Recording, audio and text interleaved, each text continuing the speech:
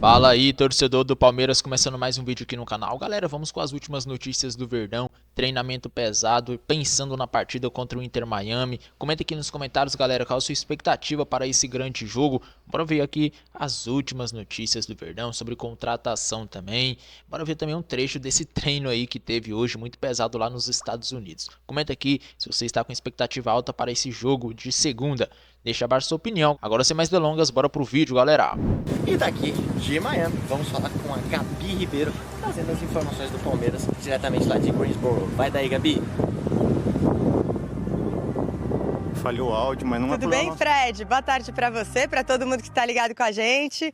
O visual de você está bonito, o nosso aqui é o campo, claro, porque a gente estava no treino do Palmeiras hoje pela manhã e hoje eu vou contar para vocês com um convite super especial. Dá só uma olhada. O técnico Abel Ferreira veio até a gente e falou: ó, vocês são meus convidados, podem ficar o treino todo. A gente estava até se preparando para sair daqueles 15 minutinhos de treino, mas pudemos acompanhar o treino completo por aqui. É verdade que foi um treino só de jogadores dos que não atuaram o jogo completo da última quinta-feira. Então estavam em campo as principais dúvidas do Palmeiras para o jogo de segunda-feira contra o Inter Miami, como se o Rafael Veiga continua no time ou o Felipe Anderson volta, se o Facundo Torres continua ou o Maurício volta, Vitor Roque ou Flaco Lopes.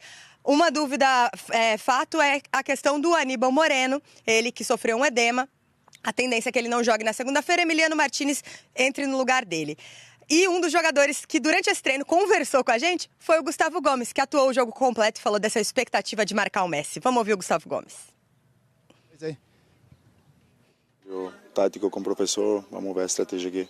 Não adianta você ter um cara marcando ele porque é difícil mesmo de jogar contra ele e de marcar.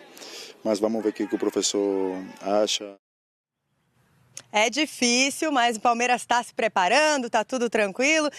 Tem treino ainda amanhã pela manhã aqui em Greensboro, tem treino hoje à tarde ainda. Mas a gente vai ver agora na reportagem quais são esses cenários que o Palmeiras pode enfrentar contra o Inter Miami. Dá uma olhada. Vamos lá, para cada cenário em que o Palmeiras se classifica, uma curiosidade de Greensboro, a base do clube aqui nessa Copa do Mundo. O nome é Green, verde em inglês, mas só uma coincidência, viu? Porque o nome mesmo da cidade vem do herói de guerra dessa estátua aí, ó, Nathanael Green.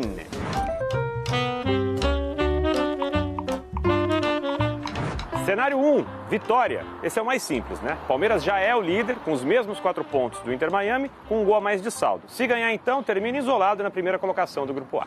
Não que alguém do Palmeiras vá ter oportunidade, mas se pudesse, fica aqui em Greensboro o teatro aberto ininterruptamente há mais tempo em todo o país. Desde 1964, sim, ó, com jantar e peça da Broadway.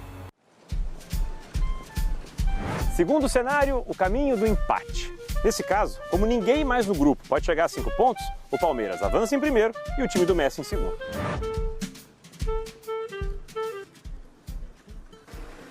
Por alguma razão, esta cidade de 300 mil habitantes se orgulha de ter 765 quilômetros de calçadas. Legal para dar um passeio. Vamos para a última possibilidade, derrota para o Inter Miami. O Palmeiras ainda segue, mesmo com 4 pontos, em 2 cenários. Se o Al-Ahly vencer o Porto, o primeiro critério de classificação é confronto direto e o time brasileiro ganhou do egípcio. No outro, acompanha a conta. Se o Palmeiras perde por um gol de diferença e o Porto vence o Al-Ahly por um gol de diferença, ainda assim dá Palmeiras no saldo de gols. Nesse clima meio de suspense, pensa numa cidade que gosta de uma lenda urbana, daquelas de terror, sabe? Tem várias em Greensboro. Uma famosa é sobre esse cinema aqui, que dizem é mal assombrado por uma mulher, uma história antiga aqui de um incêndio. Mas olha, acho que essa não é uma história muito apropriada para esse horário não. Então, vai daí, Fredão. Danilo Lavieri. O Botafogo, a gente falou, claro, muito do Botafogo, porque fez o que fez. Mas o Palmeiras ganhou e está quase classificado. 2-0, mais uma vitória que não foi exatamente brilhante, mas minha avaliação é, até aqui, o Palmeiras faz o que se espera dele. Vai lá e ganha. Ganhou o jogo contra o Al-Ahly, 2-0, está praticamente classificado e muito provavelmente em primeiro lugar. Ainda na esteira da gangorra do Trajano, eu me surpreendi com o desempenho do Al-Ahly, porque Al-Ahly e Inter Miami foi um jogo de colegial, foi um jogo horrível. E aí na rodada seguinte o Al-Ahly consegue fazer uma partida no primeiro tempo defensivamente boa, se catimbou, caiu no chão quando precisava, e o Palmeiras nitidamente nervoso. O primeiro tempo do Palmeiras foi horrível, não acertou nada. Teve uma boa jogada do Estevão, que foi a que ele trouxe da direita, puxando até o meio e chutou, a bola raspou a trave. E foi só, foi um primeiro tempo horrível do Palmeiras, meio de campo não funcionou, Rafael Veiga tirou a mobilidade do time, o Facundo pela esquerda não fazia absolutamente nada certo. O primeiro tempo foi muito ruim. E aí você vê o time voltando para o segundo tempo, já com duas mudanças, do Flaco Lopes e do Maurício, e o Abel no final foi premiado exatamente com o segundo gol, sendo passe do Maurício e o gol do Flaco Lopes, exatamente as duas mudanças dele, né? E o gol contra, obviamente, foi o sinal, ali foi para tirar o peso das costas. Eu estava ao vivo ontem com o PVC, logo depois do jogo, a gente estava conversando sobre como era nítido que o Palmeiras estava nervoso, e depois eu conversando com o pessoal da comissão técnica do Palmeiras, foi o mesmo diagnóstico. Por quê? Porque o Palmeiras já vem de duas derrotas do Brasil, contra Cruzeiro e contra o Flamengo, que foi muito criticado, inclusive pela falta de eficiência. Aí produz contra o Porto para ganhar e não vence pela falta de eficiência, e entra em campo contra o Al-Ahly com a obrigação de vitória. Não consegue jogar nada no primeiro tempo, vai para o segundo tempo e o vestiário foi de nervosismo. Quando o Al-Ahly faz o gol contra, tirou um peso das costas, o Palmeiras parecia outro em campo, até porque o Al-Ahly então teve que se expor, e aí o Palmeiras fez 2-0, aí teve a pausa lá dos relâmpagos, do aviso de tempestade, e quando voltou não teve mais jogo. Acho que aí o Palmeiras falou, a partir de agora não tem mais jogo, vamos parar por aqui. Não foi uma vitória de um desempenho incrível, acho que o Palmeiras jogou bem melhor contra o Porto do que contra o Al-Ahly, mas, ao contrário do que aconteceu contra o Porto, o Palmeiras conseguiu vencer o Al-Ahly, e foi importantíssima essa vitória. Agora o Palmeiras joga por um empate para ser primeiro, ou dependendo, pode até se classificar, se perder, desde que o Al-Ahly ganhe do Porto, né? Então tem a chance de classificar mesmo sendo derrotado. Então é uma vitória que eu acho que traz um alívio, e eu espero ver o Palmeiras jogando com menos peso agora contra o Inter Miami, porque realmente era muito nítido como decisões pequenas, decisões simples, os jogadores erravam, meio que a perna estava tremendo provavelmente.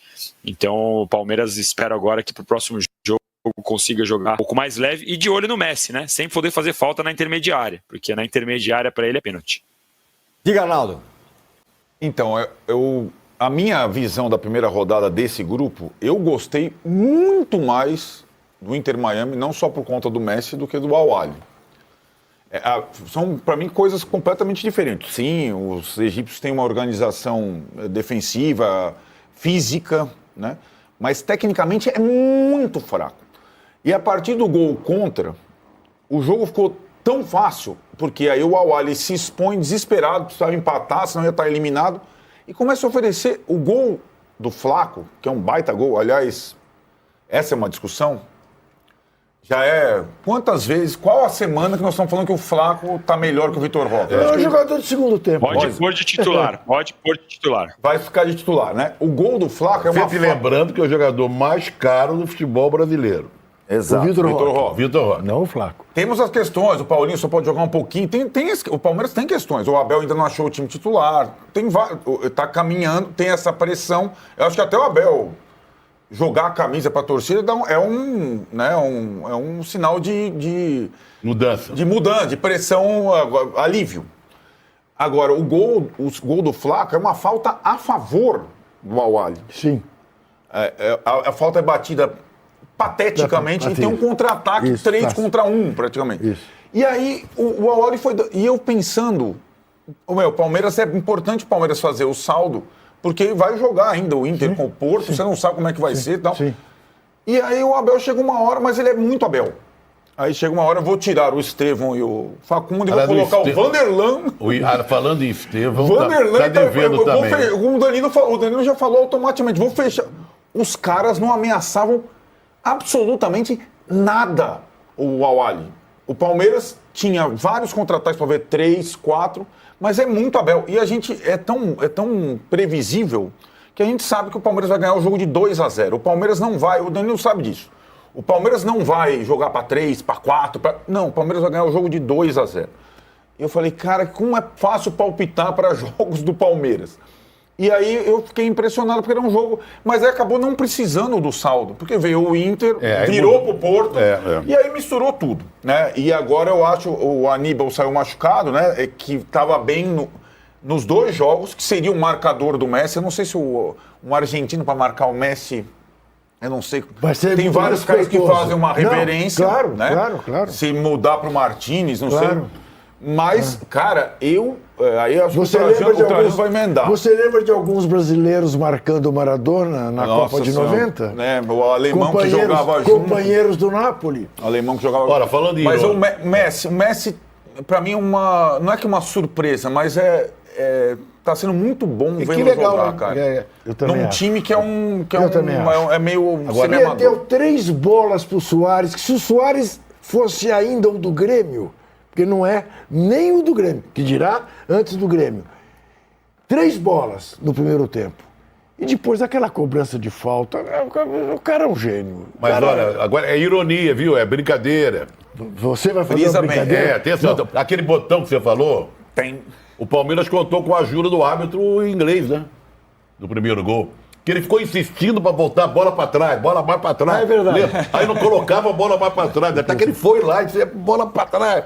Aí o Aníbal botou mais para trás, cruzou certinho. Agora, que frio na espinha deu na hora da expulsão do Rafael Veiga, que era absurda.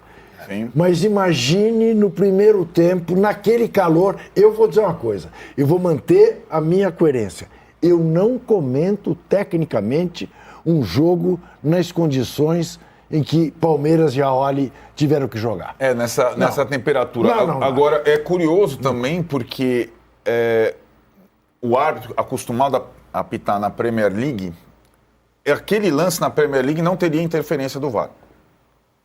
Seria expulso. E tá mantido e ponto, porque eu vi, porque na minha cara. O critério é diferente, Isso. né? A autonomia da decisão do campo é praticamente... Não me venha de câmera lenta. Está sob a égide da FIFA. Égide da FIFA, é diferente. É uma outra coisa, mas o mesmo árbitro, mas a gente está falando, os árbitros brasileiros também estão apitando lá de uma forma diferente, né? Você estava falando do Estevão Trajano. Falei. Ele foi o melhor em campo, de novo. Não, o eleito melhor em campo. Mas é voto popular, né? Sim. Aí não vale. Ele fez aquele prêmio Comunix foi embora, estragou-se completamente, porque quando no começo era só jornalista que votava. Então era uma coisa da classe. De repente abriram para todo mundo. E aí tinha gente fazendo campanha em rádio, vota em mim, não tinha... acabou o prêmio. Apesar de não ter jogado bem, não vem jogando bem, vem decepcionando, aquela jogada que ele cortou para dentro e chutou certinho, passando rente. Sim, foi uma jogada bonita, jogada digna de Estevão de bons tempos. De Lamine. Mas ele foi melhor do lado do que no centro, não foi? Ontem ele jogou... Melhor. Né? Embora o Veiga não tenha jogado bem. Não, ele jogou lá, jogou aqui, ele ficou... mais móvel, né? Enfim. Mauro, as questões e ontem ele do Palmeiras... foi pra direita, né, Arnaldo? Fala, na direita, né? Isso. Como na origem. Ontem ele jogou pela esquerda e ontem ele jogou na direita, então também muda isso. As questões palmeirenses, Mauro, envolvendo jogadores. O Paulinho, que só pode jogar 30 minutos, jogou um pouquinho até ontem, e o Vitor Roque, que estava falando aqui sobre o Flaco e Vitor Roque. O caso do Vitor Roque, eu acho que ele tem que ser olhado da seguinte maneira. Não é a questão se ele é bom ou ruim, é a relação custo-benefício, né? Esse é o ponto. Isso vai persegui-lo, não tem jeito. Jogador que custa tanto dinheiro sempre vai ser associado a uma coisa a outra. É inevitável, né? Agora, aquela coisa, o Palmeiras, na linha do que falou o Arnaldo aí, de certa forma, meio previsível, né? O que eu acho curioso do Palmeiras é que nunca se cobra a qualidade do jogo. Já falei sobre isso antes e continuo achando. Só se cobra resultado. Mas hoje tem um monte de jogadores bons, mas não muda a forma de jogar, não acrescenta, não evolui. É impressionante. E há uma tolerância impressionante, assim, geral, com raras exceções. Não se questiona a qualidade do jogo. Venceu, tá bom, tudo bem. Uma coisa é o Palmeiras com elenco X, depois é com elenco X e mais Y e mais Z, né? Que é hoje com tantas contratações caras e todas elas, acredito eu, com o aval da comissão técnica, né, que está lá há muito tempo. E não acredito que se faça investimentos tão elevados sem que ela aprove. Enfim. O palmeirense está como, ô Danilo? Tá achando que está de bom tamanho por enquanto. O Palmeiras talvez, vai ter Flamengo e Chelsea hoje, ele vai ter sido o brasileiro, pelo menos até aqui, menos testado, me parece. Tô certo? Sim, se você considerar o Borussia contra o Fluminense, né, o Chelsea contra o Flamengo, o PSG contra o Botafogo, o Palmeiras pegou o europeu mais tranquilo entre os brasileiros, né? Mas eu não consigo te responder a pergunta como por todos os palmeirenses, porque eu sinto dois tipos de torcedor, né? Ontem tinha um torcedor que estava 100% aliviado, estava tranquilo, feliz pela vitória, tirou um caminhão das costas. Os que estavam no estádio majoritariamente, foi festa 100%, todo mundo bem feliz. E tem uma outra parte que fica preocupado realmente com o desempenho. Eu acho que o Palmeiras contra o Porto mostrou um bom futebol, um futebol melhor do que foi contra o Cruzeiro e contra o Flamengo no Campeonato Brasileiro, embora o Palmeiras não tenha vencido. Eu vi ali sim alguma evolução e um modo diferente de Palmeiras jogar contra o Porto. Nos 25 minutos finais, quando o Porto baixou as linhas, aí sim foi só para a parte do cruzamento. E aí, se você for analisar o resto do elenco do Palmeiras, é verdade que o Vitor Roque ainda não vingou, mas os outros jogadores contratados eu acho que já fizeram boas partidas nessa temporada. E o Palmeiras mesmo, ele é exemplo do que acontece com seus jogadores nos últimos 4, 5 anos. Se a gente fosse cobrar o jogador pelo que ele fez no primeiro ano, o Rafael Veiga tinha sido chutado do Palmeiras, o Zé Rafael tinha sido chutado do Palmeiras, o Gustavo Scarpa tinha sido chutado do Palmeiras e tantos outros que demoraram 2, 3 anos. Rafael Veiga precisou ser emprestado mais de uma vez. Então sim, por enquanto o custo-benefício do Vitor Roque ele é ruim, mas o Palmeiras pagou 25 milhões de euros para um contrato de 5 anos. Então ainda tem um tempo para ver se ele vai se adaptar. Eu insisto, o Palmeiras ainda não é o Vitor Roque, o Palmeiras ainda dá as bolas para o Vitor Roque, que como se fosse o Flaco Lopes, ainda está sendo o atacante, e eu acho que isso vai tomar um tempinho, 3 meses já dava para ter melhorado, mas eu acho que ainda está num nível aceitável. Eu acho até o futebol ele é tão incrível, né? Maravilhoso, a gangorra e tudo mais, que depois da chegada do Vitor Roque, o Flaco Lopes melhorou muito. Não estou dizendo que o investimento vale por isso, pelo amor de Deus, mas quando você tem um elenco qualificado com 2, 3 jogadores por posição, você estimula que o cara que está ali por baixo tenha que jogar mais. E o Flaco Lopes passou a jogar bem mais depois da chegada do Vitor Roque. Então, tem vários pontos para a gente analisar. Eu acho que ainda dá um tempinho para a gente poder ver se o Vitor Roque vai render os 25 milhões de euros que ele foi comprado. Eu estou enganado ou foi o Abel que falou que o Flaco Lopes não servia? Ele falou que era não exatamente não servia, mas era um argentino... Que era um argentino mole. Argentino mole. Sei lá, no mundo do Abel, talvez... tem técnico que provoca jogador publicamente, né? Como se fosse pra mexer... fazer o cara jogar mais, ganhar mais. Agora, pra mim, sempre foi um jogador muito subestimado. Eu acho que a cada ano ele... produz mais... Não, eu só discordo do Danilo dizer que com a chegada do Vitor Roque ele melhorou. Não, ele já vinha melhorando. Ele fez um ano muito bom ano passado, melhorando. Eu acho. Talvez tenha aqueles que perdeu o gol. Perdi ali e tal. Mas solucionou muitas vezes, gol de cabeça, não sei o quê. E acho que o jogo dele vai além do jogo aéreo, que ele é muito bom. Tipo o gol de ontem, né? Além do contra-ataque, ele dá um tranco no zagueiro, o zagueiro fica lá para trás e finaliza super bem. O que talvez esteja acontecendo agora é que ele está mais... Chama mais atenção porque o outro não está jogando nada, ele entra e resolve. Talvez a responsabilidade dele tenha diminuído perto do outro que chegou com 25 milhões de euros. Mas ele também não custou barato, não, hein? Não, pelo contrário. Tinha sido até então a maior contratação. É que o Palmeiras está superando. Mas é isso, tem jogador de sobra. O Abel hoje para... Eu não tinha visto, estava vendo agora aqui as imagens da porradaria entre botafoguenses e foi. Porque a torcida fica tudo junto ali, né? Não, e o pior é que o botafoguense apanhou uma barbaridade. Não, mas teve um bateu? Todo mundo apanhou. Barbaridade. Os caras fortões, né?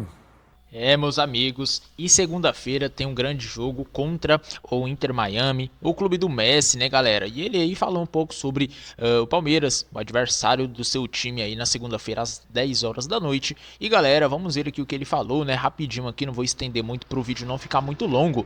Vamos ver aqui, né?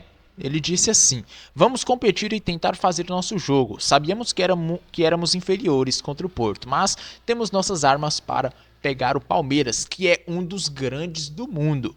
E bom, vai ser uma partida muito complicada. Olha só, quem diria, o Palmeiras recebendo um elogio aí do Messi, né, cara? Quem diria que o Palmeiras ia enfrentar o Messi um dia, né? Aconteceu aí no Super Mundial.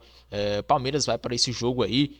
Os dois vão para esse jogo aí numa vantagem muito boa. Por quê? Se o jogo ficar empatado, os dois já estão classificados. Então, não sei como vai ser, né?